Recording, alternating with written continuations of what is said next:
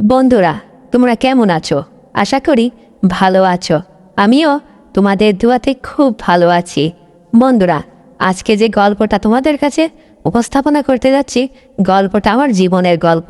এই গল্পটা শুনলে তোমরা খুব মজা পাবে, কারণ ছোটবেলার থেকে যে গল্পটা আমার মনের মধ্যে এখনও লেখা আছে। কারণ আমি যদি এই গল্পটা তোমাদের মাঝে শেয়ার না করি, তাহলে আমার মনটা পাতলা হবে না। তাই বন্ধুরা, গল্পটি আমি যদি মনের মধ্যে চেপে ধরে রাখি, আস্তে আস্তে যেন মনটা ভারী হয়ে থাকে। তাই আজকে কি মনে হলো, তাই তোমাদের কাছে গল্পটা আমি শেয়ার করছি। আমি শারমিন, অতি দরিদ্র ঘরের একটা মেয়ে। কারণ বাবা দিন এনে দিন খায়। এভাবেই প্রতিনিয়ত বাবা যেন আমার জন্য সবসময় আমাকে লেখাপড়া করাবে, তার চেষ্টা যেন কমতেছিল না। সবসময় বাবা মা সংসারে যেন আমি সুখেই থাকতাম। এক বাপের একই মেয়ে তো, কিন্তু আমার বাবা অতি গরিব। আর এদিকে আমার কয়টা চাচা আছে অনেক বড়লোক, তারা এখানে থাকে না। সব আমার বাড়ি থেকে প্রায় 1-150 কিলো হাঁকে তাদের বাড়ি। কিন্তু চাচাদের সঙ্গে সম্পর্কটা শুধু মোবাইলে, কখনো আমাদের বাড়ি আসি নাই। একদিন ছোট চাচা এসেছিল, আমি সেই ছোট্ট থেকে দেখেছিলাম। কিন্তু এখন আমি অনেক বড় হয়ে গিয়েছি, এসএসসি পরীক্ষা দেব, বাবার সংসারে যেন এসএসসি পরীক্ষা দেব। তাই গ্রামের মানুষ আমাকে খুব ভালোবাসে। এভাবেই আমি গ্রামের মানুষের কথা শুনে তখন বললাম, হ্যাঁ, আমার পড়াশোনা ভালো হচ্ছে, আমি এভাবেই লেখাপড়া করতে থাকি। হঠাৎ একদিন বাবা মারা গেল অসুস্থ হয়ে, কিন্তু কোনো কিছুই যেন আর হলো না। এভাবেই এসএসসি পরীক্ষাটা যেভাবেই হোক আমি চালিয়ে গেলাম, কারণ আমি এসএসসি পরীক্ষাটা সবেমাত্রই দিতেছিলাম। হঠাৎ বাবা মারা গেল, তারপরেও আমি পরীক্ষাটা দিয়ে কোনো মতো পাশ করলাম। এভাবেই আর পড়াশোনা করা হলো না। বাবা মার সংসারটা যেন একেবারে আমাদের জীবনে দুঃখের ছায়া নেমে এলো। কিন্তু মাঝে মাঝেই চাচা ফোন দিয়ে আমার কথা জিজ্ঞাসা করতো, আচ্ছা ভাবি, তোমার একটা ছোট্ট মেয়ে দেখে আসছিলাম, মেয়েটা এখন কত বড় হয়েছে? আজ প্রায় 17-18 বছর আগে তোমাদের বাড়িতে গিয়েছি, তাই কখনো মেয়ের কথা জিজ্ঞেস করা হয় না, তোমার মেয়েটা কি বড় হয়েছে? তখন মা ফোনে বলতো, হ্যাঁ, আমার মেয়ে অনেক বড় হয়ে গেছে। ওর বাবা মারা যাওয়ার পরে মেয়েটা এখন বিয়ের বয়স হয়েছে। তাই বলি কি, ওর বাবা তো বেঁচে নেই। তাই আমি মনে মনে ভাবছি, কারণ আমার ফোনে তো টাকা ভরার মতো ক্ষমতা নেই। কারণ ওর বাবা মারা যাওয়ার পরে যে সংসারের কি একটা হালচাল, কোনো কিছুই যেন বুঝে উঠতে পারি না। মেয়েটার আল্লাহ দিলে অনেক সুন্দর হয়েছে, চেহারা সব দিক দিয়ে যেন গঠনটা ভালো হয়েছে। আমার গরিব ঘরে মেয়ে যে এত সুন্দরী হবে, ভাই, আমি বুঝতে পারি নাই। তাই তুই যদি আমার মেয়েটাকে একটু নিয়ে গিয়ে মানুষ করতি, কোনো দিনে যদি একটু বিয়ে থাওয়া দিতে, তাহলে তোর জন্য আমি দোয়া করতাম। তখন চাচা বলল, ঠিক আছে, তোর মেয়েকে অবশ্যই পাঠিয়ে দে, আর আমি দরকার হলে বিকাশের টাকা মেরে দিচ্ছি। যেহেতু তোর স্বামীটা বেঁচে নেই, সেক্ষেত্রে ভাবি তুই একটা কাজ কর, আমি টাকা পাঠিয়ে দিচ্ছি, তোর মেয়েকে 1 সপ্তাহের মধ্যে আমার কাছে পাঠিয়ে দে। বন্ধুরা, আমি আমার চাচার বাড়িতে এভাবেই রওনা দিলাম। আর চাচার বাড়িতে থেকে, কারণ চাষি বেঁচে নেই, তাই চাচা আমাকে মাঝে মাঝেই, বন্ধুরা, গল্পটি শোনার আগে তোমরা যদি আমার চ্যানেলের নতুন দর্শক হয়ে থাকো, তাহলে চ্যানেলটিকে অবশ্যই সাবস্ক্রাইব করে দাও, ভিডিওতে একটা লাইক দাও, আর শেয়ার করে আশেপাশে বন্ধুদের দেখার সুযোগ করে দাও। বন্ধুরা, তাহলে চলে যাই আমার মূল গল্পতে। এভাবেই আমি চাচার বাড়িতে চলে গেলাম, কারণ চাচা আমাকে বাড়ি যাওয়া দেখেই যেন অনেক খুশি। কারণ আমার 18 ক্লাস পার হয়ে গেছে বয়সটা। আমি এসএসসি পাশ করেছি, সে বাবা যখন মারা যায় তার মধ্যে এসএসসি পাশ করেছি। চাচা যেন আমাকে দেখে অবাক চোখে তাকিয়ে আছে। বলল, শারমিন, তুই এত বড় হয়ে গেছিস, আমি তো কল্পনাই করতে পারিনি। তোর বাবা যখন মারা গেছে তখন আমি এত পথ জার্নি করে কী করে যাব? এখান থেকেই তোর বাবার জন্য আমি দোয়া করেছি, সে তো আমার আপন ভাই ছিল। চাচা যেন আমার কাছে আমার বাবার কথা বলতেছিল, আর যেন একটু চোখের পানি ফেলতেছিল। এভাবেই চাচা আমাকে তার রুমের মধ্যে নিয়ে গেল। বলল, শোন মা, যেহেতু তোর চাষি বেছে নেই, দেখ আমাদের দোতলা বাড়ি, এদিকে বাড়িতে কেউ থাকার মতো লোক নাই। আর 2টা মেয়ে ছিল, তুই তো জানিসই, তোর 2টা চাচা বোন ছিল, ভাই ছিল, সব এখন বিদেশ থাকে, তারা বিয়ে থাকা করে বিদেশ থাকে। আর আমি একা। এভাবেই তোর চাষি মারা যাওয়ার পরে সবসময় বাড়িতেই পড়ে থাকি। আর এই যে কাজের লোকজন আছে, দুই একজন এভাবেই কাজ কাম করে, আর একটা কাজের বুয়া আছে মুরব্বী, সে আমাকে মাঝে সাঝে রান্না করে দেয়, আর আমি এভাবেই সারাদিন খাই দেয়। আর এই ঘরের মধ্যে একটা কম্পিউটার আছে, তাই বসে টিপাটিপি করি আর দেখি, এভাবেই আবার দিনগুলো চলে যায়। চাচা যেন আমাকে অনেক কিছু এভাবে বলতে লাগলো। তারপরে বন্ধুরা, হঠাৎ একদিন চাচা আমাকে বলছে, শোন মা শারমিন, তুই যেহেতু আমার বাড়ি এসেছিস, এভাবেই থাক। তুই যদি লেখাপড়া করতে চাইস তাহলে করতে পারিস, কারণ আমার টাকা পয়সার অভাব নেই। তখন আমি চাচাকে বললাম, চাচা শোনেন, আপনার ভাই প্লাস আমার বাবা মারা যাওয়ার পরে আমি এই যে 2-3 বছর পড়াশোনা গ্যাপ করেছি, আমার যেন আর পড়াশোনায় মন বসে না, কোনো কিছুই ভালো লাগে না। আপনি যদি একটু কাজ করতেন তাহলে আমার মনটা ভালো থাকতো। যেহেতু কয়েক মাস আসা হয়ে গেল, এভাবে আর বসে বসে দিন যায় না, কারণ সারাদিন ওই মুরব্বী বুয়ার সঙ্গে এভাবে ভাত রান্না, এই তরকার রান্না, এভাবে সংসারের কাজগুলো করতে আমার ভালো লাগে না। তাই বলে কি চাচা, আপনি যদি মাইন্ড না করেন, যেহেতু আপনি আমার আপন চাচা, তাই বলি কি আমাকে যদি একটা মোবাইল ফোন কিনে দিতেন, টাচ মোবাইল ফোন, তাহলে আমি বসে বসে একটু সময়টাও কাটাতাম। আর আপনি যখন সবসময় যেহেতু বাড়িতে আছি, যখন ইচ্ছা ডাকলেন, আর বুয়ার সঙ্গে একটু কাজ কাম, এভাবে সারাদিন তো আর কাজ কাম থাকে না, তাই একা একা ঘরের মধ্যে বসে থাকতে থাকতে আমার যেন কেমন লাগে, ভালো লাগে না চাচা। তখন চাচা যেন হেসে ফেললো হো হো করে, বললো, এই কথা বলতে তুই এত লেট করছিস আমার কাছে, সামান্য একটা টাচ মোবাইল নিবি, তাই আমার কাছে এত কাকুতুমিনতি করছিস? ঠিক আছে, আজকেই তোকে সুন্দর সময় আমি নিয়ে যাব, আর এদিকে কাজের বুয়াকে আমি বলে যাব আজকে আমাদের খাবারটা হবে স্পেশাল। তাই বন্ধুরা, এভাবেই সন্ধ্যা লেগে আসলো, আর আমাকে বলল, তুই একটু ভালো সাজগুজ করে নে, আর আমি তোকে নিয়ে এখনই চলে যাব। এভাবেই বিকেল হলো, আর আমাকে নিয়ে আমি যে সুন্দর করে সাজগুজ করে বের হয়ে আসলাম রুম থেকে। চাচা যেন আমার দিকে হা করে তাকিয়ে আছে। চাচার বয়সটা তেমন না, 40 থেকে 45 বছর বয়স, এখনো হ্যান্ডসাম। এত টাকা পয়সা কি জানি বিয়ে থাওয়া করে না কিসের জন্য, সেটা আল্লাহ ভালো জানে। তাই বন্ধুরা, আমি সাজগুজ করে যখন বের হয়ে আসলাম, চাচা আমার দিকে হা করে ড্যাব ড্যাব করে তাকিয়ে আসে। অবশেষে অনেকক্ষণ তাকিয়ে থাকার পরে চাচা আমাকে বলল, শারমিন, তোকে আজ কি সুন্দর দেখাচ্ছে রে, আমি তো বুঝতেই পারি না তুই এত সুন্দর একটা হ্যান্ডসাম মেয়ে, আর তোর জন্য আমি পাত্র খুঁজবো। তুই রাস্তা দিয়ে যখন যাবি আমার সঙ্গে, দেখবি তোর দিকে অবশ্যই হা করে তাকিয়ে থাকবে। যে তোমার মাইক্রো গাড়ি আছে, আজকে গাড়ি নেব না, আমরা দুজন এক রিক্সাতেই যাব। শুধু যাব, তোর একটা টাচ ফোন কিনবো, আর কিছু আনুষাঙ্গিক জিনিসটির মধ্যে তোকে ওটা বলা যাচ্ছে না, যেহেতু তোর জন্যই যাচ্ছি, তোকে আজকে কিছু সারপ্রাইজ দেব। তাই বন্ধুরা, এভাবেই চাচার সঙ্গে এক রিক্সায় উঠলাম। তারপরে রিক্সাতে যেতে যেতে যেন মানুষ আমার দিকে হা করে তাকিয়ে আছে। যত ইয়াং ছেলে, যত অর্ধবয়সী, এরকম মুরব্বীরাও যেন আমার দিকে হা করে তাকিয়ে আছে। আমি তখন রিক্সার উপর থেকে চাচাকে বললাম, চাচা, আমি যদি একটু বোরকাটা পরে আসতাম তাহলে মনে হয় মানুষ এভাবে হা করে তাকিয়ে থাকতো না। কি দেখে মানুষ, মানুষের এত কি দেখে? তখন চাচা বলল, আমি তোর চাচা, কি করে যে ভুলি, কারণ তোর রূপসজ্জাটা সবার চেয়ে ভিন্ন। তুই অন্যরকম একটা মেয়ে, এত হ্যান্ডসাম মেয়ে, তুই কখনো তোর আয়নায় দাঁড়িয়ে দেখেছিস সাজগুজ করে যে তোকে কেমন লাগে? তখন আমি বললাম, চাচা, না, আমি কখনো এভাবে আমার ইয়েটা দেখি নাই, তাই দেখি তুমি যখন বলছো একদিন হয়তো দেখব, দেখে যে কি মনে হয়। তারপরে বন্ধুরা, এভাবেই চাচার সঙ্গে রিক্সাতে গল্প করতে করতে মার্কেট অবধি পৌঁছালাম। আর চাচা আমাকে একটা দামি স্যামসাং ফোন কিনে দিল, টাচ ফোন। যেন টাচ ফোনটা অনেক সুন্দর, আমি দেখে খুব খুশি হলাম।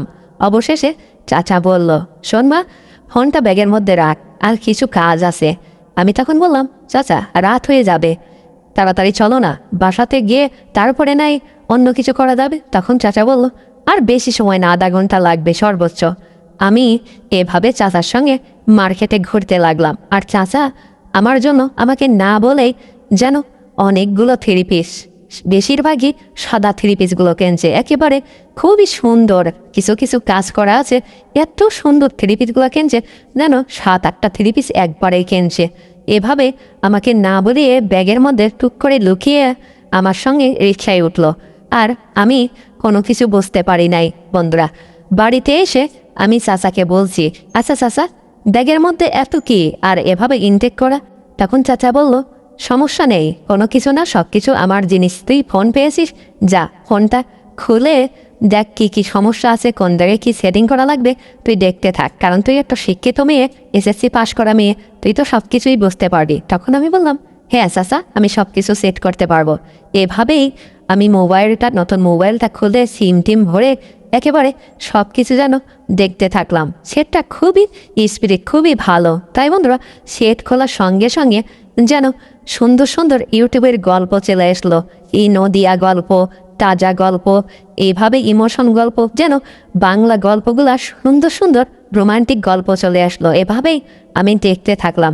দেখতে দেখতে যেন আমার খাওয়ার কথাও মনে নেই। এভাবে রাত 10টা বেজে গেল। তারপরও যেন মা চাচার সঙ্গে এক ফুবার আর ভাতিজার সঙ্গে চাচার, এরকম যেন ভাসুরের সঙ্গে এরকম গল্প, অনেক সুন্দর সুন্দর যেন রোমান্টিক গল্প ইউটিউবেতে দেখা যাচ্ছে। তাই আমি দেখতে দেখতে অনেক রাত হয়ে গেল। হঠাৎ চাচা ওই রাত্রেই আমার রুমে প্রবেশ করলো আর বলল, শারমিন, তুই কি জেগে আছিস? তখন আমি বললাম, হ্যাঁ চাচা, আমি তো জেগে আছি। ও, আপনি আসেন, রুমের মধ্যে আসেন। তখন চাচা আমার কথা শুনে রুমের মধ্যে তার সেই মার্কেট থেকে ব্যাগটা যেন নিয়ে চলে আসলো রুমের মধ্যে। এভাবে আমি তখন বললাম, চাচা, ওই ব্যাগটা তো আপনার জন্য মার্কেট থেকে সব কিছু নিয়ে আসছেন, কিন্তু আমার রুমে নিয়ে আসলেন হঠাৎ করে, এইগুলো কি? তখন চাচা আমাকে বলল, তোমার কি মোবাইলটা ঠিক হয়েছে? তখন আমি বললাম, হ্যাঁ, মোবাইল ঠিক হয়েছে। এভাবে রাত 10টা-11টা বেজে যাচ্ছে, তাও যেন আমার খাওয়ার কথা খেয়াল নেই, আপনাকে যে খেতে দেব তারপরও আমার খেয়াল নেই। তখন চাচা বলল, সমস্যা নেই, যেহেতু নতুন মোবাইল, তো নতুন কিছু হাতে পেলে আমরাও এভাবে ছোটবেলাতে বাপ মা যখন নতুন কিছু দিয়েছে, যেন খাওয়ার কথা মনে থাকতো না, কোনো কিছুই মনে থাকতো না। চাচা যেন এভাবেই আমাকে বলতে লাগলো আর বলল, বোয়া আমাকে খাবার দিয়ে আসছিল, আমি খেয়ে নিয়েছি, তো তুমি খেয়েছো কি না? আর এই যে এই ব্যাগের মধ্যে মার্কেট থেকে যা কিছু নিয়ে আসছি না, বললাম না এগুলো আমার না, আসলে এগুলো আমি তোমাকে প্রচণ্ড ভালোবাসি, আর তুমি আমার মেয়ের মতো, যেহেতু ভাইয়ের মেয়ে, তাই তুমি তো আমার মেয়ের মতো, তাই তোমার জন্য আমি না জানিয়ে 7-8টা 3 পিস কিনেছি, দেখো তো তোমার পছন্দ হয় নাকি। তখন আমি মোবাইলটা বন্ধ না করেই যে গল্পগুলো শুনতেছিলাম, সেই গল্পগুলো যেন রানিংয়ে আছি, আর আমি ব্যাগটা খুলে ওভাবেই চেক করতে লাগলাম। যেন 7-8টা 3 পিস কিনছে বন্ধুরা, বেশিরভাগই সাদা, একেবারে ফিট সাদা 3 পিসগুলো, এত সুন্দর হালকা ফুলের কাজ দিয়ে করা, যেন অনেক রোমান্টিক 3 পিসগুলো খুবই সুন্দর লাগছে। আমি যেন আমার বাবার সংসারে, যেহেতু বাবা গরিব ছিল বন্ধুরা, তাই আমি এরকম 3 পিস আমার লাইফে পড়তেও পারি নাই, দেখেও নাই, তাই আমি খুবই আনন্দিত হলাম। আর এদিকে আমি 3 পিসগুলো দেখছি, আর চাচা এই সুযোগে যেন ইউটিউবেতে আমি যে গল্পগুলো শুনতেছিলাম, রোমান্টিক গল্প, চাচার সঙ্গে ভাতিজার, ভাবির সঙ্গে দেওরের, যেন এইরকম গল্পগুলো শুনতেছিলাম, চাচা যেন গল্পটা মন দিয়ে শুনতে লাগলো। আমি তখন তাড়াহুড়া করে চাচার হাতের থেকে সেটটা নিয়ে নিলাম। বললাম, চাচা, আমি নাই একে একে এই গল্পগুলো দেখছি, তুমি আর কি কারণে এই গল্পগুলো দেখছো? যা, আমার একটু শরম লাগে না? ভাতিজার এসব গল্প কি তোমার শুনতে হয়? তখন চাচা বললো, ঠিক আছে, সমস্যা নেই, আমিও তো একা একা একটু, যদি আমার যেহেতু মোবাইল আছে, ল্যাপটপ আছে, আমি যদি এই গল্পগুলো শুনি বসে বসে, তাহলে তো আমারও ভালো লাগে। কারণ আমি শুনছি আমার এক বন্ধুর কাছ থেকে অফিসে যে ইউটিউবের গল্পগুলো নাকি অনেক রোমান্টিক হয়, তাই দেখি, যেহেতু দেখেই গেলাম আজকের থেকে এই গল্পগুলো আমি শুনবো। আর তুই দেখ তোর 3 পিস কোনগুলো পছন্দ হয়েছে। ঠিক আছে, আমি এখন রুমে গেলাম, তুই অবশ্যই পড়ে কিন্তু অবশ্যই আমাকে জানাবি, কোনোটা যদি শর্ট হয় বা তোর পছন্দ হলো না, সেইগুলো কিন্তু আমি ব্যাগ দিয়ে আবার নতুন কিছু নিয়ে আসবো। বন্ধুরা, এই কথা বলেই চাচা তার রুমের মধ্যে চলে গেল। তারপরে বন্ধুরা, আর আমি 3 পিসগুলো যেন ঘরটা একেবারে আটকিয়ে দিয়ে বড় গ্লাসের সামনে সব কিছু একেবারে যেন খুলে টুলে আবার পড়ে দেখছি, একটা করে খুলছি আর একটা করে পড়ে দেখছি, যেন সাদাগুলো একেবারে আমার শরীরের সঙ্গে ম্যাচিং করেছে। আর চাচা আমাকে রিক্সাতে বলেছিল মার্কেটে যাওয়ার সময় যে, তুই একটু গ্লাসে দাঁড়িয়ে দেখিস তোকে কি হ্যান্ডসাম লাগে আর কত সুন্দর। আসলেও বন্ধুরা, তোমরা তো স্ক্রিনে আমাকে দেখতেই পারছো। আসলে আমার প্রতি আমাকে নিজেই কেমন যেন লোভ হয়। তাই বন্ধুরা, এভাবে চাচার থ্রি পিসগুলো পেয়ে যেন আমার খাওয়ার কথাটাও মনে নেই।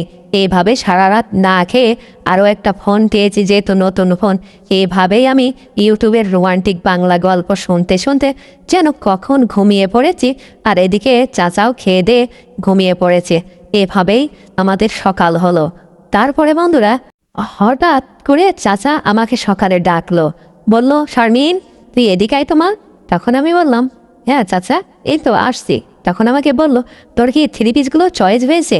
তখন আমি বললাম, হ্যাঁ চাচা, আমার সবগুলোই চয়েস হয়েছে। কারণ আমার একটা থ্রি পিস বন্ধুরা চয়েস হয়েছিল না, সেটা হচ্ছে ব্ল্যাক কালার। কারণ ব্ল্যাক কালার আমার চয়েস না। তারপরও চাচা যেহেতু এতগুলো থ্রি পিস গিফট করছে, আমি তো আর চাচার মন ভাঙতে পারি না। তাই বন্ধুরা, আমি সব কিছু যেন তাকে বললাম, চাচাকে বললাম আমার সবগুলো একেবারে মনের মতো চয়েস হয়েছে। চাচা যেন খুব খুশি হলো। তারপরও চাচা আবার জিজ্ঞাসা করলো, শারমিন কোনো কিছু যেন একটু সমস্যা যদি হয় এখনও আমাকে বলতে পারিস, কারণ আজকের দিন গেলে কালকে আর কিন্তু পাল্টিয়ে দিবে না। আমি তখন বললাম, চাচা আমার সবগুলো থ্রি পিস চয়েস হয়েছে। তুমি এত করে যখন বলছো, ঠিক আছে তুমি একটা কাজ করো, তুমি এই এখন যেহেতু বুয়া এই ঘরে ঢোকে না, আর তুমি সবসময় তালা দিয়ে এই রুমে তালা দিয়ে রাখো কেন? আমি তো এই ঘরে ঢুকে কিছু একটা করতেও পারি। আজ 5-6টা মাস আসা হয়ে গেল, তোমার রুমের মধ্যে কি আছে ঢুকতেই পারলাম না। তখন চাচা আমাকে বলল, তুই ওসব বাদ দে তো, আমার রুমের মধ্যে ঢোকা লাগবে না। তোর চাচি মারা যাওয়ার পরে আমি আজ প্রায় 7-8টা বছর এভাবেই রুম সবসময় তালা দিয়ে রাখি। কারণ রুমের মধ্যে কেউ গেলে আমার অনেক কিছু মনে হয়, কারণ তো চাচির অনেক স্মৃতি লুকিয়ে আছে। তাই আমি কাউকে ঢুকতে দিই না আমার রুম। আমি বুয়াকেও ঝাড়ু দিতে দিই না, আর তোকেও দেব না। এভাবে যেন চাচার রুম সবসময় তালা দিয়াই থাকতো, কিন্তু জানালাটা খোলা থাকতো। আমি দেখতাম জানালা দিয়ে মাঝে মাঝেই অনেক রুমের মধ্যে নোংরা পড়ে আছে, কিন্তু চাচা আমার কাছে শুধু মিথ্যা বলতো যে সবসময় পরিষ্কারই থাকে। চাচা এদিকে সবসময় খাটের উপরে বসে ল্যাপটপ এটা ওটা টিপতো, কম্পিউটার দেখতো, আর যেন যখন বাইরে বের হতো গোসলের সময়ও যেন তালা দিয়ে গোসল করতে যেত। কিন্তু কিভাবে কি করব কোনো কিছু যেন বুঝতে পারি না। এভাবেই চলতে থাকলো। তারপরে বন্ধুরা, হঠাৎ একদিন মার ফোন আসলো চাচার কাছে, বলল, ভাই আমার মেয়েটা কেমন আছে? তোর ওখানে যে বিয়ের জন্য পাঠিয়েছিলাম, মেয়ের জন্য কি কোনো সম্বন্ধ দেখলি? ভালো ছেলে টেলে পাইছিস না? তখন আমার চাচা বলল, না বোন, আমি এখনো পাই নাই। কারণ তোর মেয়ের যেভাবে চেহারা চুরত হয়ে উঠেছে, তো আমি ঠিক আছে টেনশন করিস না, যেহেতু আমার টাকা পয়সার অভাব নেই। বিয়ে তো তোর মেয়েকে আমি দেওয়ার জন্য এ বাড়িতে নিয়ে আসছি, কারণ তোর স্বামীটা বেঁচে নেই। এভাবে আমার কাছে আর কয়েকটা মাস থাক, একটু বয়সটা হোক, তারপরে বিয়ে থাওয়া দেব। তখন আমি চাচাকে বললাম, কে চাচা? তখন বলল, তোর মা শারমিন, একটু কথা বল। তখন আমি মায়ের সঙ্গে কথা বলতে লাগলাম। বললাম, মা তুমি কেমন আছো? তখন মা বলল, ভালো আছি। তখন মা বলল, তোর চাচা কি তোর বিয়ের সম্বন্ধ ছেলে টেলে খুঁজছে নাকি? আর তুই কে অসুখী আছিস না সুখী আছিস? তখন আমি বললাম, মা আমি যা জীবনে পাই নাই তোমাদের কাছে। চাচা এত ভালো, এত ভালোবাসে জানো মা, আমাকে একটা টাচ ফোন কিনে দিয়েছে।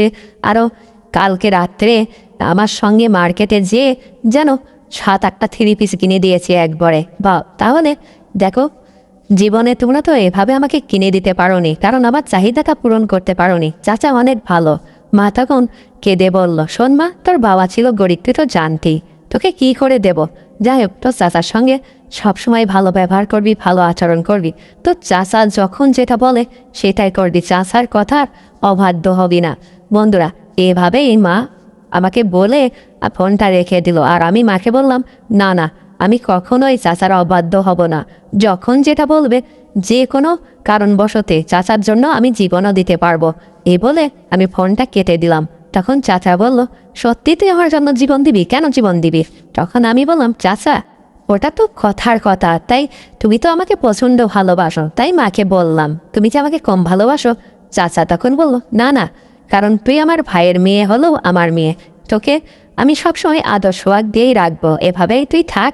অবশ্যই কয়েক মাসের মধ্যে তোর বিয়ে থাওয়াটা দেখবো, একটা ভালো পাত্র দেখে তোকে বিয়ে দেবো। বন্ধুরা, এভাবেই যেন কয়েকটা দিন যেতে থাকলো। তারপরে বন্ধুরা, হঠাৎ একদিন চাচা যেন কি হয়েছে, যেন কেমন উচ্ছৃঙ্খলা ভাব।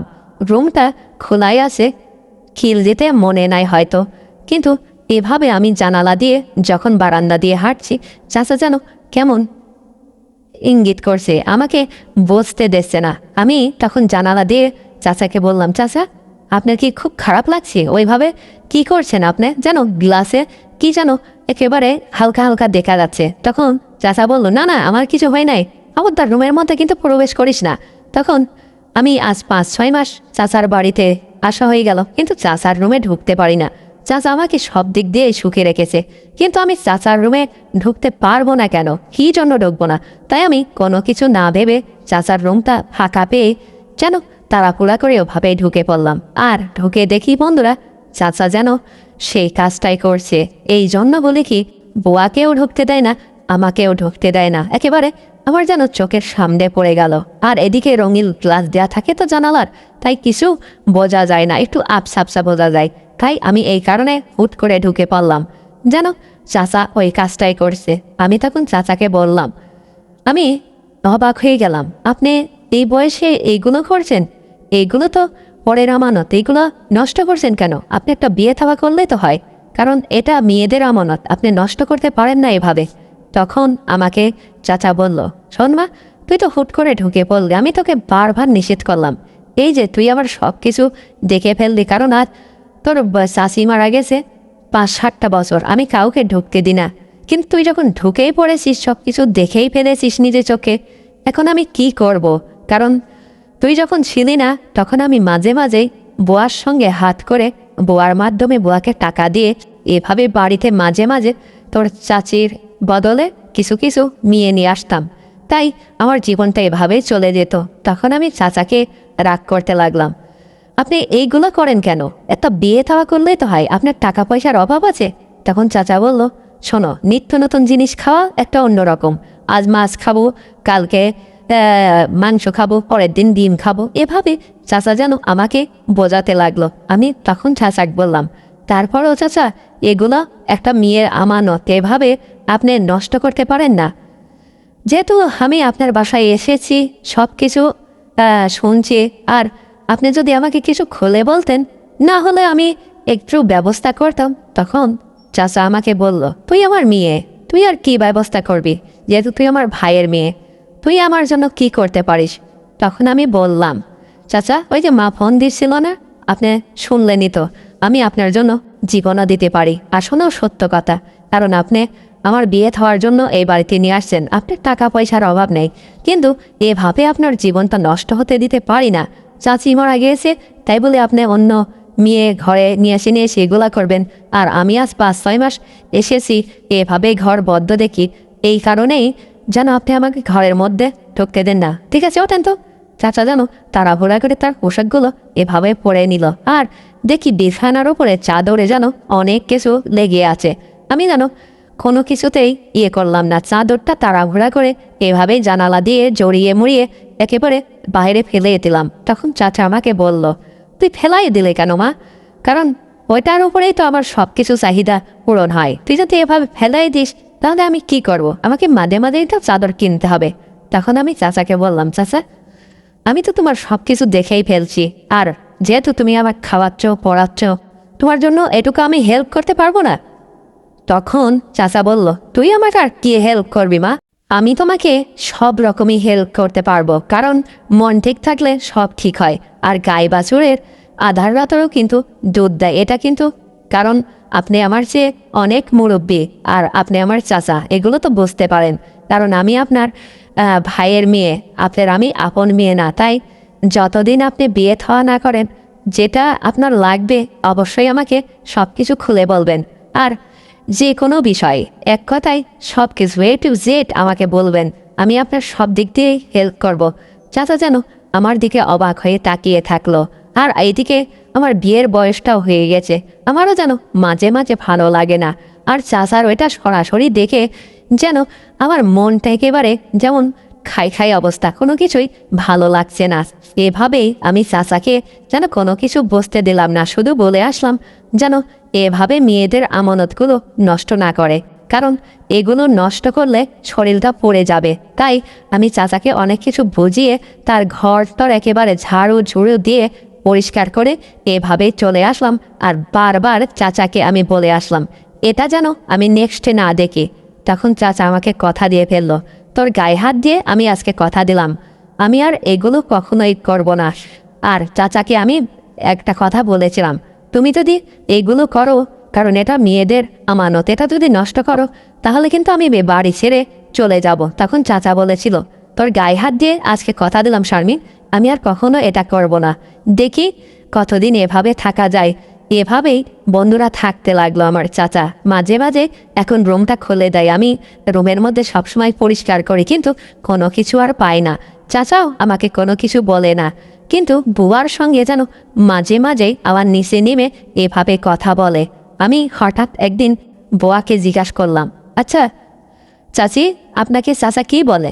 তখন বুয়া বলল, শোন মা, তুই আসার পরের থেকে সে তো আর কোনো মেয়েকে ডাকতে পারে না, তাই তুই কি কথা দিয়েছিস কি না দিয়েছিস তোর জন্য কিনা ভালো হয়ে গিয়েছে, কিন্তু তারপরেও আমাকে মাঝে মাঝে এসে বলে একটা মেয়ে যদি যখন শারমিন ঘুমিয়ে পড়ে যদি একটা মেয়ে এনে দিতে তাহলে আমি একটু খুশি থাকতাম। এ দেখো আমাকে কিছু টাকাও দিয়ে গেছে, এখন কি যে করি আমি। তখন আমি বোয়াকে বললাম, শোনো চাচি, তুমি টাকাটা রেখে দাও, যা করার আমি চাচার সঙ্গে আমি চাচাকে দেখবো, যেহেতু আমাকে কথা দিয়েছে আর এসব খারাপ কাজ করবে না। তাই আজকের রাতের থেকেই তার অভিযান আমি শুরু করলাম। তুমি কোনো মেয়েকে অবশ্যই বাড়িতে ডেকে আনবে না, কিন্তু কথা দাও। তখন কাদের বউ আমাকে বললো, ঠিক আছে মা শারমিন, আমি আর ডাকবো না, আর এই টাকাটা তুমি রেখে দাও। তখন আমি বললাম, না চাচি, তুমি টাকাটা রাখো, যেহেতু তোমাকে দিয়েছে, তুমি গরিব মানুষ, এবারে কাজকর্ম করে খেটে খাও, তুমি রেখে দাও। এই কথা বলে আমি চলে গেলাম আমার রুমে। আর চাচা আমার দিকে দেখি দোতলা থেকেই এভাবে তাকিয়ে আছে যে বুয়ার সঙ্গে কি কথা বলছে, কারণ বুয়ার সঙ্গে তো আমি সব কিছুই শেয়ার করলাম যা যা হয়েছে। তারপরে বন্ধুরা এভাবেই কয়েকটা দিন যেতে থাকলো, কিন্তু চাচা যেন মাঝে মাঝে রাত্রে দেখি আমি জানালা খুলে একেবারে চুপ মেরে বসে থাকি যে অরিজিনাল বুয়া তার কথা শুনছে কিনা, মেয়েগুলো পটিয়ে আনছে নাকি টাকা পয়সা দিয়ে।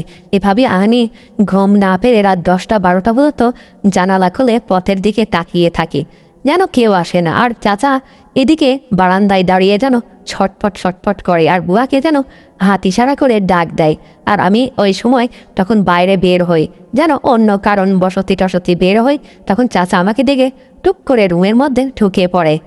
এভাবে আর চাচা কয়দিন থাকবে, কারণ আমি তো চাচাকে বলেই দিয়েছি যখন যেটা লাগবে আমাকে তুমি বলবে, কারণ আমার চাচার বয়সটা তেমন না বন্ধুরা, মাত্র 40 থেকে 45 বছর বয়স, খুব হ্যান্ডসাম চাচা। এই কারণেই দিয়ে খাওয়া করে না, আমাকে বললো না আজ ডিম খাবো, কাল মাছ খাবো, তারপরে মাংস খাবো, এরকম নিত্য নতুন জিনিস খেলে আমার ভালো লাগে, তাই বিয়ে করে না। আর আমি তো একটা শিক্ষিত মেয়ে, আমি তো সব কিছু চাচার কথাগুলো বুঝতে পারলাম। তাই এভাবেই রাতটা যেন একটু গভীর হলো। হঠাৎ আমি যেন ঘুম না পেরে চাচার অপেক্ষায় থাকলাম যে চাচা আজকে কি করে। তারপরে বন্ধুরা ঘরের মধ্যে লাইট একেবারে দিয়াই আছে, রঙিন গ্লাস, সব কিছু বোঝা যাচ্ছে। আমি টুকটুক করে একেবারে বসা অবস্থায় গিয়ে গ্লাসের সামনে গিয়ে উকি মেরে দেখি চাচা যেন ওই কাজটাই করছে, কারণ চাদরটা উঠিয়ে ফেলেছে যেন আমি কোনো কিছু বুঝতে না পারি। তারপরে বন্ধুরা হুট করে আমি ওই রাত্রেই দরজায় টুকা দিলাম, তখন সে সব কাজ বন্ধ করে যেন দরজাটা খুলে দিল। বলল, কে? তখন আমি বললাম, আমি শারমিন। আপনার চিল্লাচিল্লি করার দরকার নেই, কারণ কাজের বুয়াটা উঠে পড়বে, ওই পাশের রুমে শুয়ে আছে। যাই হোক, আমি ঘরের মধ্যে আসি, আপনি ঘরটা আটকিয়ে দেন। তখন বন্ধুরা ঘরটা আটকিয়ে দিল। আর আমি বললাম, আপনি আবার এই কাজ করতে লেগেছেন? আমি বললাম না, এটা আমাদের আমানত, এটা একটা মেয়ের আমানত, আর আপনার শরীরটা নষ্ট হয়ে যাবে, এভাবে হাতের কাজ টাজ করলে তো সমস্যা হবে। চাচা আমাকে বলতে পারেন না? আপনাকে সেদিনকে আমি বললাম না যে কোনো কিছু লাগলে অবশ্যই আমাকে বলবেন, কারণ আপনি আমাকে খাওয়াচ্ছেন, পড়াচ্ছেন, পোশাক আশাক এটা ওটা সবই দিচ্ছেন, আর সামান্য এটুকু আমি আপনার কথা শুনতে পারবো না? তখন চাচা আমাকে বলল, ঠিক আছে সমস্যা নেই, যেহেতু তুমি আমার ভাইয়ের মেয়ে, তুমি আমার সেবা যত্ন করতে চাচ্ছ, ঠিক আছে তুমি করতে থাকো, দেখি কিভাবে সেবা যত্ন করো। তাই বন্ধুরা আমি যেন চাচার ওইটা দেখে আমার আর কোনো কিছু ভালো লাগলো না, তাই হঠাৎ করে আমি চাচাকে বললাম, চাচা তুমি লাইটটা অফ করে দাও, নাহলে যে সামনাসামনি এভাবে গল্প করা যায় না। তারপরে বন্ধুরা চাচা তাড়াহুড়া করে যেন লাইটটা বন্ধ করে আসলো। এভাবেই চাচা আমাকে এক খাটের উপরে বসিয়ে যেন তার গল্পটা শুরু করলো। বলল, শোনো মা শারমিন, তুমি যেহেতু আমাকে সব কিছু প্রতিজ্ঞা করাইছো, সব কিছু এখন আমার সঙ্গে সেবা যত্ন আমার করবে, যেহেতু আমার বাড়ি থাকো, সবসময় আমি তোমাকে খাবার দিচ্ছি, পোশাক আশাক সবই দিচ্ছি, এখন তুমি আমাকে কি করতে চাও বলো? তখন আমি চাচাকে অন্ধকারেই বলছি, চাচা আমি তোমাকে এখন একটু সেবা করতে চাই, কারণ তুমি আমার চাচা, তোমার আমি একমাত্র ভাইয়ের মেয়ে, কারণ আমি তোমার যদি একটু সেবা যত্ন করি, তুমিও সুখে থাকলে আমিও সুখে থাকলাম। তাই তুমি কোনো কথা বলো না তো, লক করে থাকো, যা করার আমিই করছি। এভাবেই আমি চাচার সঙ্গে নিজেই যেন গল্প শুরু করলাম। বন্ধুরা এভাবেই চাচা যেন মাঝে মাঝে 1-1.5 ঘন্টা পরে লাইটটা অফ করে আর অন করে, এভাবেই অফ করে আর অন করে, যেন গল্পটা শেষই হতে চাচ্ছে না। কারণ চাচি যে আজ 5-7 বছর মারা গিয়েছে, আর আমি এদিক 5-6 মাস এসেছি বাড়িতে। চাচা যেন কোনো আর মেয়ে মানুষ এভাবে বাড়িতে আনতে পারতো না, তাই সব কিছুর গল্পটা যেন আমার উপর দিয়েই শোনাতে লাগলো। সব রকম গল্প যেন আমার মনটাও ভরে দিল, এদিকে চাচাটাও খুশি থাকলো। এভাবেই চাচার সঙ্গে আমি মাঝে মাঝেই তার রুমে গিয়ে বোয়াকে ফাঁকি দিয়ে এভাবেই গল্প করতে থাকতাম। চাচা খুব ভালো ভালো গল্প করে বন্ধুরা, বুঝতেই তো পারছো। এভাবেই চাচার সংসারে আমি থাকতে লাগলাম। চাচা যেন আমার বিয়ের কথা আর ভাবতেই লাগলো না। তাই আমি এভাবেই কয়েক মাস চাচার সঙ্গে সবসময় আদর সোহাগে যেন একেবারে আমাকে ভরে তুলতো। আমিও চাচাকে আদর সোহাগে সবসময় ভরে রাখতাম, কারণ কেউ কারোর মন ভাঙতে পারতাম না, কারণ আমার বাবাটা বেঁচে নেই। এভাবে মা চাচার বাড়িতে পাঠিয়ে, বিয়ের জন্য পাঠিয়ে, চাচা যে আমার সঙ্গে এরকম আদর যত্ন এত ভালোবাসা দিবে আমি কখনো কল্পনাই করতে পারি নাই। তারপরে বন্ধুরা হঠাৎ এভাবে কয়েক মাস যেতেই আমার পাশের বাড়ি থেকে একটা ছেলে আমাকে জানালা দিয়ে মাঝে মাঝে ইশারা করত, যেন ভাঙা গ্লাস দিয়ে একেবারে শুধু ফোকাস মারত। আমি এভাবেই যেন ছেলেটার প্রেমে পড়ে যাই। হঠাৎ একদিন ছেলেটাকে আমি চাচাকে ফাঁকি দিয়ে ডাক দিলাম। বুয়া সব কিছুই জানে, কিন্তু বুয়াকে বলতে বারণ করলাম চাচাকে। তাই এভাবেই আমি চাচার সঙ্গে আমি একদিন ছেলেটির বিষয় আলাপ করতে লাগলাম। তখন বলল, ও আচ্ছা, সব কিছু এদিকে ঠিকঠাক হয়ে গেছে, তোদের ভালোবাসাটা কি অনেক ভালো গভীরে চলে গেছে? তখন আমি বললাম, হ্যাঁ চাচা, যেহেতু আপনি আমার বিয়ের সম্বন্ধটা ভাবছেন না, কারণ আপনার এখানে প্রায় আজ 3-4 বছর হয়ে গেল, আপনাকে তো আমি অসুখী রাখি নাই, আপনি আমাকে ভরণ পোশাক খাওয়া দাওয়া সব কিছু দিয়েছেন, আমিও আপনাকে সবসময় খুশি রেখেছি, কারণ আমি তো আপনার ভাইয়ের মেয়ে, আমার খুশি রাখাই যে আপনাকে কাজ। আর আপনিও আমাকে কত আদর যত্ন চিনিও ভালোবাসা দিয়ে এভাবে আজ 3টা বছর রেখে দিয়েছেন, তাই আর কতদিন। বলি কি, আমারও তো বয়সটা হয়ে যাচ্ছে, এই ছেলেটাকে আমি প্রচণ্ড ভালোবেসে ফেলেছি চাচা, এখন যদি বিয়ে থাওয়াটা হয়ে যেত তাহলে এভাবেই আমার জীবনটা চলে যেত, আমি আপনার মন ভাঙবো না। আমি মাঝে সেজে এসেই তো, যেহেতু পাশের বাড়ি, টুক করে যখন আমার স্বামীটা কাজে চলে যায়, টুক করে তো তুমি আমার চাচা, সবসময় এভাবে আমি আসতেই থাকবো, তোমার কখনো আমি অন্য পথ দেখতে দেব না, কারণ যেহেতু আমার গায়ে হাত দিয়ে তুমি প্রতিজ্ঞা করেছ, সব প্রতিজ্ঞা আমার এখনো মনে আছে। তাই বলে কি তুমি কখনো কিন্তু বুয়ার কাছে টাকা দিয়ে আর এভাবে বাইরের মেয়েগুলো নিয়ে আসবা না। তখন চাচা বলল, ঠিক আছে, বাড়ির পাশেই তো তোর বিয়ে হচ্ছে, সমস্যা নেই মা শারমিন, তুই মাঝে সাঝে এসিস, আর অনেক দূরে তো না, ঠিক আছে, তুই ছেলেটাকে অবশ্যই বিয়ে থাওয়া জন্য প্রস্তাব দে, আমি তোর কাল পরশুর মধ্যে বিয়ে থাওয়া দিচ্ছি। এভাবেই বন্ধুরা ছেলেটির সঙ্গে চাচা অনেক ধুমধাম করে আমার বিয়ে দিল। আর আমার স্বামীটা এত হ্যান্ডসাম, যেন চাচার চেয়েও একটু বেশি, সব কিছুতেই যেন একটু বাড়াবাড়ি, আমাকে যেন সবসময় সুখে দুঃখে আনন্দ, একেবারে বাসর রাতটা যেন আমার জীবনের উপর দিয়ে ঝড় বয়ে গিয়েছিল। তারপরও আমি কিছু মনে করি নাই, কারণ চাচার ভালোবাসা আগের থেকেই আমার পাওয়া আছে, তাই আমি কোনো কিছুই স্বামীকে বসতে দি নাই। এভাবে আমার স্বামীর সংসারে যেন সুখে দুঃখে, আর পাশেই বিয়ে হয়েছিল তো বন্ধুরা, আমার স্বামী যখন কাজে চলে যেত, এভাবে যেহেতু চাচাকে কথা দিয়েছি, কারণ চাচা আমাকে এনে 3-4 বছর এভাবে ভরণ পোশাক দিয়েছে, সবসময় খাতে দিয়েছে, আনন্দ ফুর্তি, যেন সবসময় কোনো কিছুরই অভাব খুঁজে পাই নাই। তাই পাশের বাড়ি বিয়ে হওয়াতেই চাচাও খুশি থাকলো, আমিও খুশি থাকলাম। তাই বন্ধুরা, দুই মাঝি এক নৌকা হয়ে এভাবেই আমার সুখের তরিটা ভাসতে থাকলো। এভাবেই যেন প্রচণ্ড সুখে আমি বসবাস করতে লাগলাম। বন্ধুরা, গল্পটি শুনে তোমাদের কেমন লেগেছে? যদি একটু ভালো লেগে থাকে তাহলে বন্ধুরা আমার চ্যানেলটিকে এখনই সাবস্ক্রাইব করে দাও, ভিডিওতে একটা লাইক দাও, আর শেয়ার করে আশেপাশে বন্ধুদের দেখার সুযোগ করে দাও। বন্ধুরা, আমি আগামীকাল এর চেয়েও ভালো ভালো বিনোদনমূলক গল্প নিয়ে তোমাদের মাঝে অবশ্যই হাজির হব। তাই বন্ধুরা, সুখী থেকো, ভালো থেকো, পরিবারকে নিয়ে অবশ্যই ভালো থেকো, আর নিজের শরীরের যত্ন নিও। আর বাচ্চা কাচ্চাদের অবশ্যই নিয়মিত স্কুলে পাঠিয়ে দিও, কারণ শিক্ষাই হচ্ছে জাতির মেরুদণ্ড। এই প্রত্যাশায় আজকের মতো এখানেই বিদায় নিচ্ছি। খোদা হাফেজ।